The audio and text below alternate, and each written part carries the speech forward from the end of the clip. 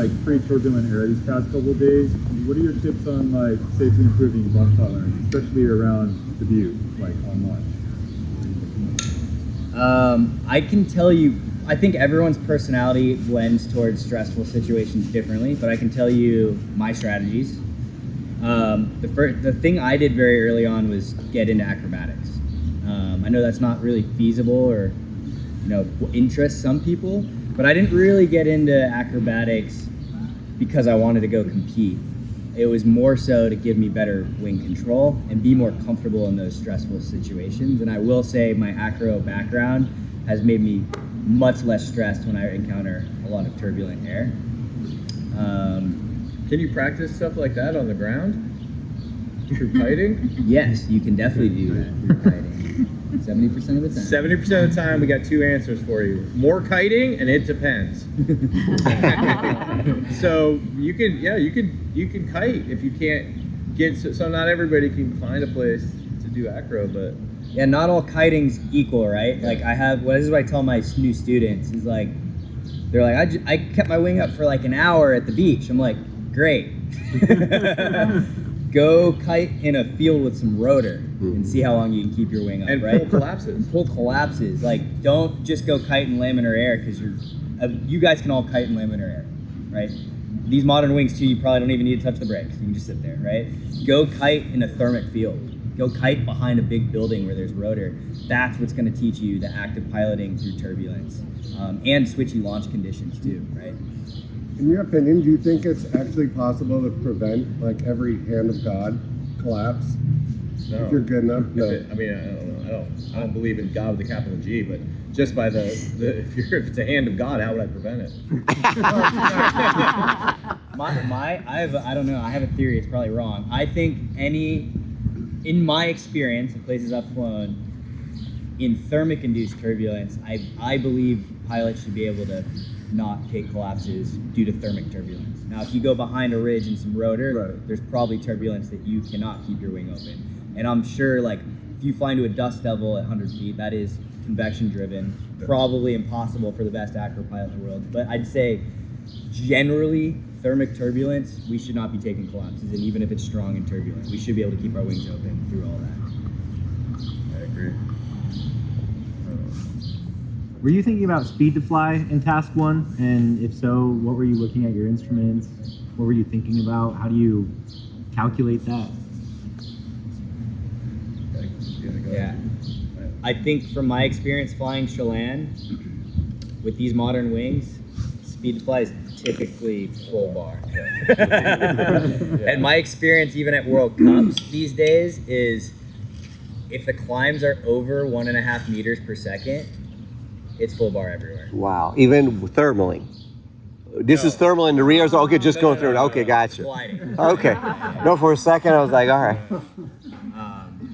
Climb, you want to be as most efficient, Okay. which is using the inside brake. All right. But yeah, generally speaking, because their glides have gotten so good, and the polar curve doesn't drop off as much, especially on something like an Enzo or Zeno. If you're flying like a low B, that equation might change. I wouldn't consider full bar on a low B, actual full bar for racing. That's going to be more like 3/4, depending on the polar of your glider. The drop off of your height is just too much. It just doesn't make any sense unless you're getting 10 meter per second climbs, right? How about on Alpina 5? Full bar. So that's what I'm flying. So I mean, unless you have objective information in front of you, right? So speed to fly is a funny thing. My understanding is it doesn't really apply. We're going too slow, so it really actually doesn't even. It's like we talk about it, but it actually doesn't. It would be full bar everywhere. The speed to fly in a paraglider is full bar everywhere. The only time that I differ on that is on a B is if somebody's in front of you going up more than 3 meters a second that you can reach. Technically, speed to fly is full bar, right? Because it doesn't matter that you can reach.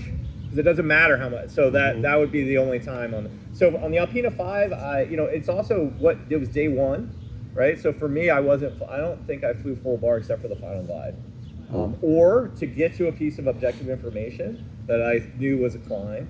I think I was saying there's in the last talk I used to fly with a guy named Cody Matank in Utah, and we would fly for 8 hours and end up in the exact same place in completely different styles. That he would fly full bar, hit a climb, boom, and just woo, full bar, hit a climb, and I would fly half and just kind of try to stay as high as I could, picking gliding lines, and we end up in the same place. So I think, really, your glide is most important early on.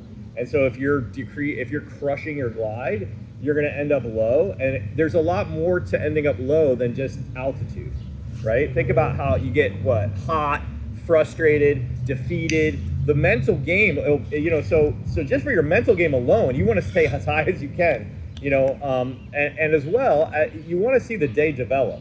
So if the day develops, and to Austin's point about the 10 meters, if in the beginning it's not as good, you're not going to fly. But then all of a sudden, if it's like, holy cow, it's ripping, like this is awesome. There's clouds, and I'm flying well, right? I think it's also about paying attention to yourself. I think sometimes we forget, like, I'll go up and down in my skill throughout a day, and sometimes I'll let Austin take the wheel. Like if I'm not flying well and there's a decision to be made, I'll be like, I'll let Austin take the wheel. That seems like a good idea. You kind of were going out. I was like, you were flying well. But if I'm ripping, then and that's kind of part of that gaggle dynamic too that I was talking about. There could be that's pulling and pushing. But anyway, I digress. We all have ADD or spectrum somewhere here. But yeah, so I think it's okay not to push full bar. Okay. You can make up, especially in Chelan, you can make up that speed with a better gliding line. So for me, I think what's more important than speed bar in Chelan for you guys to start on is gliding. Gliding to me is the most important part of racing, especially here, because who was on glide yesterday and just all of a sudden somebody was 1,000 feet higher than them. Yeah. Right? And I didn't move fast enough, right? So that was my fault. So I would say more than speed bar right now, focus on lines. You want to do the position over altitude stuff? Yeah, I'll just piggyback onto something that Nick taught me actually, and this is something I've been working on with my own racing for the last couple of years. Is we can at a certain point we can all thermal pretty well, right? And when I first learned how to fly, I was told, focus on thermaling. When you go on glide, now you can relax and start eating and drinking and kind of like recharge. Nick had me flip that on the opposite. Because at a certain point, gliding is so important that you need to really focus on your glide and reacting to that information that you're getting to get a better line. And the way I relate it to is when you're thermaling, your wing is screaming information at you, right? It's like, hey, I'm here. Hey, right here. Hey, blah, blah, blah. So for me, I don't actually have to I don't have to like really focus on listening to my wing when I'm thermaling. I can eventually just kind of do it automatically. And so that's the time to kind of eat and drink safely if you can. When you go on glide, your wing sometimes is whispering to you, right? It still is as important information, yeah. But you have to listen harder to figure out what it's telling you. So that glide is actually the time where you really need to be like tuned into your wing and reacting because you're trying to listen to these whispers rather than your wing screaming at you. So. Follow-up question from there. Other than like looking at people around you, what are the whispering kind of inputs in your wing that you're listening to? Totally. The angels. It is ethereal. It is. Riser pressure. Like if you're flying a two-line or a little bit of beer riser pressure, right? Not all observational, obviously, but I've gotten a lot better because I've focused on it for the last 2 years. My own flying is like figuring out what these little bumps are and being able to be like, oh, that's actually kind of sucking me this way, and now I'm on a liftier line, So it's all these tiny little riser and B line inputs. Also, like really subtle shifts of your heading. Like, I don't know if you guys have felt where your wing just kind of slides and ground speed. Your ground speed will be affected, right? So same, like it's like almost like a, like you start to feel this wobble and it just will, and the thing is then, sometimes you're wrong, but at least you're trying. I know we're not making huge turns, but it's like I don't know, it's like a wave in the wing, almost like a subtle wave that comes through the wing, kind of like that. This is actually, a lot of the time when we talk about paragliding and how to improve, it's kind of this dark black box where we're like, just go get hours, right? But I actually have a specific drill that helped me with this. You guys can go out and do yourself. when I get somewhere high and I want to descend, instead of doing descent techniques, I will go search for a pocket of sink, and I will purposely core the sink and track it as if, as it's a thermal. That alone has taught me a lot about how the wing feels when it's in sync, different levels of sync, and when I'm gliding, that feeling of coring that sync has been able to get me to be more sensitive on my glides. It just helps with more air understanding. And there are thermal sniffers now. My Udi has a thermal sniffing function now. I'm too far gone, but maybe for some of you, that if you learned with that technology, it's like and I know that Honorin, that's essentially what he was doing too, is creating this harmonic information pattern. So anyway, you can also cheat now. Robin? You said like sometimes the glider feels like it's pulling or pushing you in a direction. Do you want to go with that or against that? Depends if I think it's lift sucking me in or if it's sink sucking me in, which are different subtle feelings. But eventually, if you do this a lot, your guesses of whether it's lift or sink will start being right more and more and more often. And eventually you're not thinking about it. You're just like, oh, I know if I go this way, I'm gonna get lift, right? And sometimes, like on final, if I'm really high, I purposely slide myself into that sink because when you hit climbs, it slows you down. And so I'll actually be sliding through the lifting. I'll be doing the opposite of what I'm doing in the middle of the course line if I know I have extra height, because you'll watch somebody here hit a thermal and they'll be moving like that on you. And if you can slide through that sink on final, you're actually way faster. So. That's awesome. Thanks for giving it away. 2 weeks left.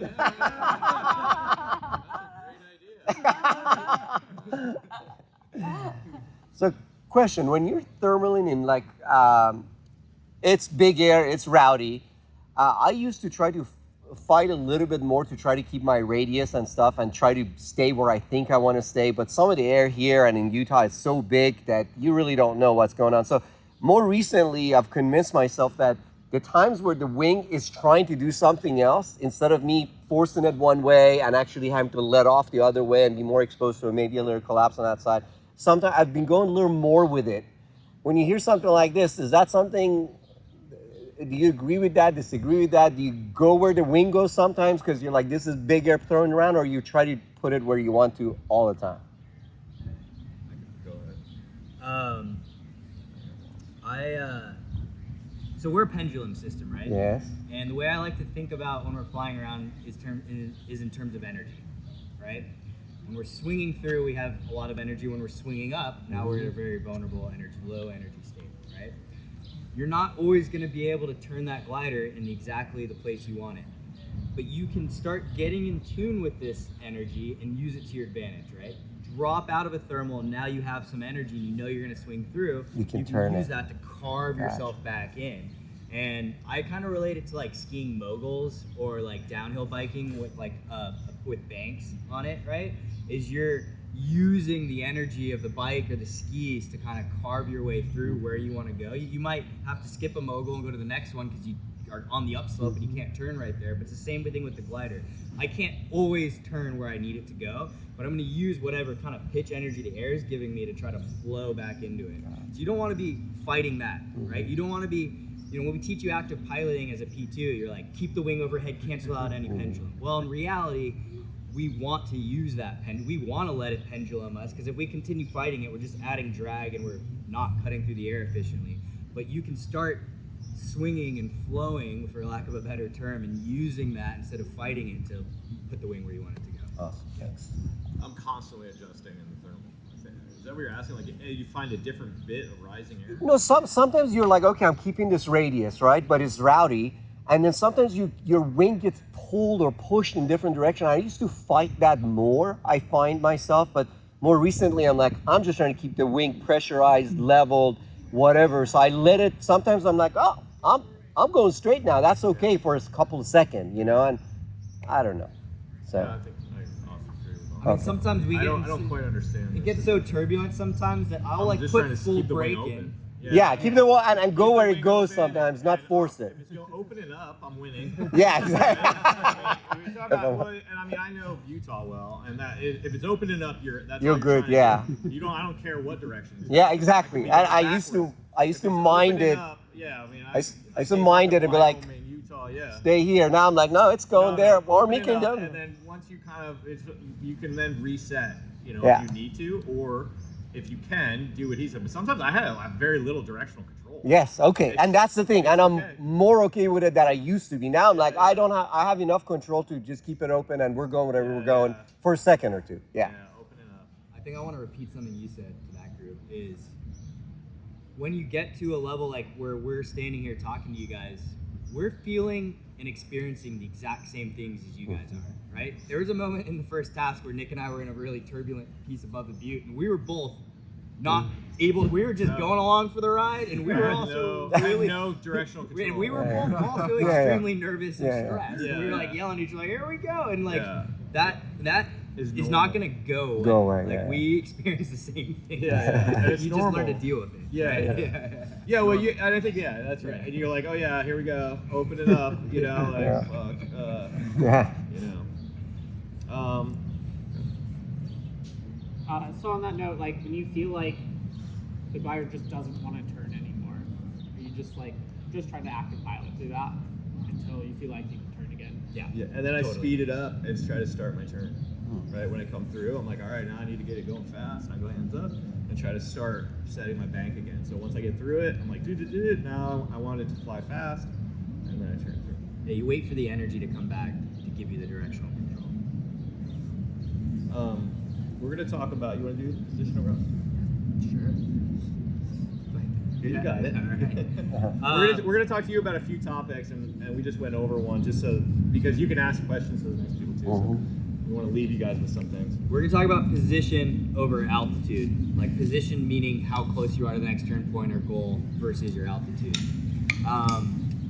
In general, position, especially flying in Chelan, I'd say is more important than people give. I think people lean more in the beginning towards height over position versus they should be leaning a little bit more towards position during height when you're first learning how to race. If somebody's out in front of you but they're really low but they find a really strong climb, by the time you get there, they're probably going to be above you. So that's where the position over altitude comes in. And so let's say you're with a gaggle and a bunch of people leave your climb, you shouldn't keep tanking that up if it's a good group and they're all leaving with you. You want to leave with them because just because you're like, oh, now I'm ahead of them because I'm above. Not really. They're gonna find a climb ahead of you. They're gonna be ahead of you and above you by the time you get there. One rule that Josh Cohn taught me is a 4-to-1 glide. You're not really controlling somebody unless they're on a 4-to-1 or less glide, which is pretty steep, right? Even if they're thousands of feet below me, if they're on a 5 or 6-to-1, by the time they hit the strong climb, they're gonna be gone. So in almost every decision I make is a position over altitude decision for the whole race, right? Because what is racing a paraglider besides when do I leave for the next climb, right? Do I leave with the group that was there? Do I stay? Do I leave or do I go? I give this example yesterday, which is rare or whatever, our first day. It's rare for us. So at the start, I chose altitude over position. I usually choose position over altitude. But that's because I'm also used to flying faster and glidier wings. So I think also the lower your wing is on the rating, the more you have to choose altitude over position, right? So that would mean, you came over the rim, right, and you're getting low, and you catch one, you go up with a group, but you're a little bit on the bottom, right? This is kind of what happens, right? You're like, oh shit, and then they go, and you get frustrated. You're like, oh god, what do I do? And then what happens usually is people orbit. They compensate, and then that group's gone, and then who knows. So what I do, one trick you can do is if the group goes, I look up and I guess, they're 1,000 feet above me. I half that number, and as long as I'm more than 2,000 feet above the flats, right, I go at, I climb 500 feet and go. Because if I can do that over and over, I will catch them. Because it's having the time that I have to, the thermaling. Because what takes the most time? Right, thermaling. So also position really, and altitude also matter in relation to the course line. I watched the tracks, and there was a huge amount of people that flew a lot more than I did. You know, they flew way, you know, to the right. What is that? South. Yeah. South of course line. Yeah, down. You got so position over altitude relates to the wind and the course line as well. So it's not just people, it's not just pilots. It's also wind and the course line. And if you watch the lead group, they're all upwind of course line the entire time, right? So what does that mean? Well, okay, I got blown down course line. What do I do? Well, if I get blown down course line and it's that early in the race, every decision then, every position over altitude is fighting back towards course line, right? So I'm constantly trying to look for pilots. I do the Pac-Man style of catching. So I just look at the next pilot. Okay, I can catch that guy. And if I catch one at a right, eat an elephant bite by bite. So I think that's the only way to catch up. And so I'll be looking anyway up towards course line. So those are two examples of when it gets tough. But so position over altitude, I want you guys to start asking, you know, you'll see, wow, I ask that a lot. If you start doing, I say it out loud, you know, don't forget it. So when you're up there, you're in a gaggle, everybody goes, you go, wait, should I take this position? Should I stay in my position or should I keep climbing?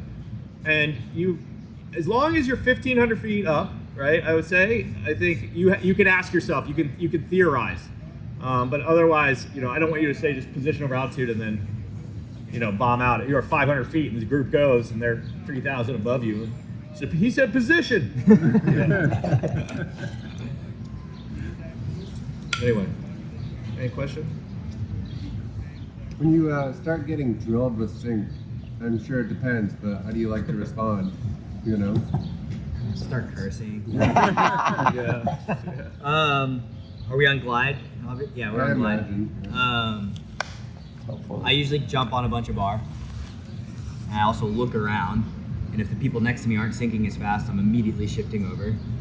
I think there's different personal theories about this. Like, let's say we're alone, we have no other information. Some people say if you're flying straight downwind, move off 45 degrees because it sets up in ribbons. I terrible. personally don't do that. Yeah. I think some people swear by it. I just push bar till I'm out of it. While staying close to the course you want to stay on, right? Yeah. Course line and over thermal triggers. Yeah. So I'm more concerned about what I'm flying over and the course line. Yeah, I've had horrendous results doing the 45 here. Yeah. Especially where I'm like, oh my god, dude, I'm 50 feet off the ground. Still in That it. fucking 45. Yeah, I literally went 45 the entire way. I think there's such big areas of lift and sink here. You just need to like move past it. I think it's random. I think like some guy or girl did 45 and had success. Yeah. And they're like, oh, you go 45. Yeah. You know, which is, you know, so that's a lot of this. It depends on the moment. For me, it's like because it's so random, I'm just gonna stay on course line because that's making me the most progress towards where I'm trying to go. Yeah, and literally the game is flying the least amount possible, right? If you fly the least amount possible, you have a better chance of doing it fast, right? So we're literally just trying to stay course line at all times. It used to be a lot easier with the old instruments had arrows. They said, well, that's all you had was one arrow. And I used to be able to fly like an arrow. Now it's the thing is moving and my eyes aren't good. I'm like, what the fuck? Where the fuck is the course line? You know, so it's a lot harder. They made it a lot harder. I don't know why.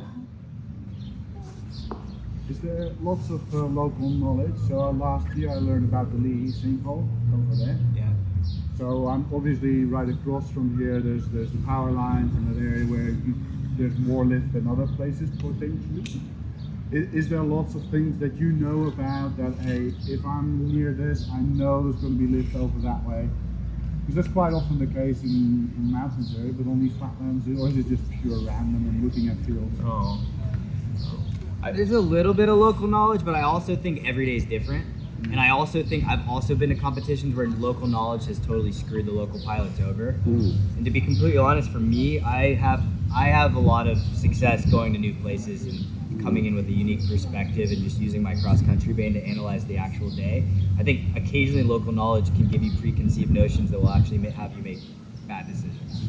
For me, there's 5 minutes. Yeah, there's things that we're all aiming for, right? Like that are the classics. And like Russ said, you can see the scoured areas.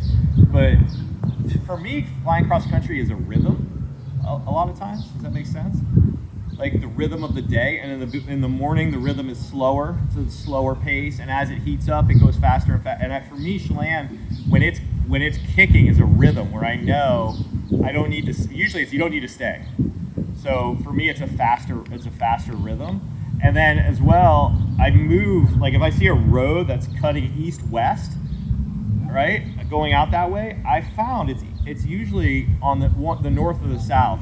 And so I'm very observant of what's happening to people on the north and the south of those lines, right? So, and you'll see, it'll be like clear as day. You're like, oh God, like, you know, these people are so really moving quickly to that. Or we're feeling it, right? And I'm gonna pick on the north side. And then if it's not there, I'll try to eventually kind of maybe be like, all right, that's my limit for the course. I don't want to go too far off course line, right? So I won't go downwind first. I'll usually go upwind, and then I'll start to smooth over that way. But I haven't been leading here in a long time. So usually I'm looking at people, and then and just like that, like go, like don't think, you know, like it's yeah. Well, but you know, you should maybe need binoculars. You should be out on the flats. You should be able to see people if you're on course line, right? And that's the other benefit of being on course line. You know that we've all agreed we will be on this line, right?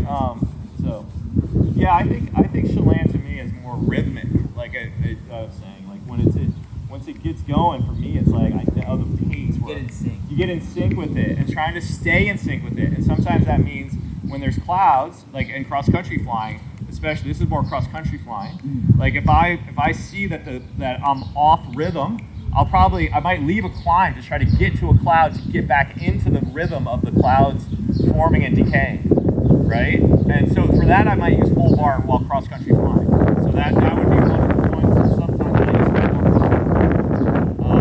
Other than that, because I know I need to speed up like 10. I need to get back into the rhythm of the day. But that's usually with clouds. See if you can start feeling that yourself. It's kind of, I feel like a hippie a little bit saying it out loud. Yeah. For me, it feels like top giant is flat over, and in a sense, the risk of not finding anything because you know there's going to be people around you, and you'll find something because somebody will. But once you're a little bit behind, I could slow down more because I'm not willing to be in that bottom third because I'm not as confident that I'll find something. And that slows me down even more. Yeah, and that's okay. You know, I mean, your goal is to stay in the air. You know, I mean, if you get really dropped and you're alone, well, then I'm just cross country flying. Fuck it, right? It's okay. But like I said, the way I catch up is Pac-Man. You got to see one person maybe, and if like, okay, if I can catch that person. You know, and then who's eating and drinking while I fly? Okay, good, great. I'm standing up there yesterday. I'm so dehydrated. So I hope all of you drink a lot today. And I was under the tent. I wasn't even in my gear. So I think we got smoked yesterday. So as you all know, right, hydration will be one of your number one out here. You know, kind of determinants of if you're going to fly well or not, right? If you're not hydrated, you're at a pretty big disadvantage. So I was told I need to drink 80 ounces minimum of water a day at my weight. Yeah, so to be hydrated, probably. I paid someone to tell me that. You know what I've been into lately that is like amazing is beef jerky sticks. So I do goo with caffeine. I eat once an hour. If I don't eat once an hour, I can these guys start leaving me. And I can tell, and then I can also tell when they haven't eaten, right? So it's kind of fun. I'm like, oh yeah, I ate my bar at the right time. So I do goo with caffeine, a bar, and then protein. I find it's been really those chomps, I think they're called, like the long sticks. That has been kind of a game. You burp a lot of funky shit, but it's been a game changer in terms of mental acuity.